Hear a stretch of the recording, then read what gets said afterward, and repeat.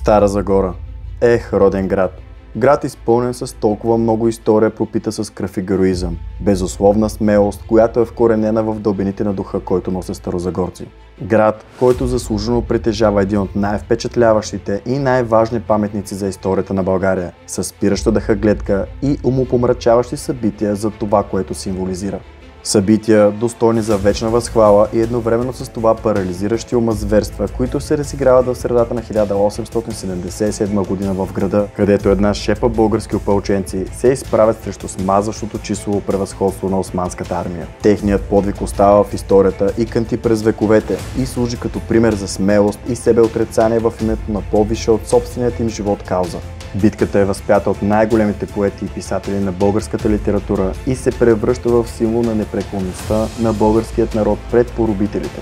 Макар и с фатален край, тя остава едно от най-важните исторически събития за България. Паметникът изобразява самарското знаме, което е един от най-важните военни символи на България, определен като национална светиня. Знамето се прочува именно по време на битката при Стара Загора, когато подполковник Павел Калитин го спасява от турски плен, заплащайки с живота си. Приятели, добре дошли в серията за бранителите на Стара Загора и битката за спасяването на самарското знаме.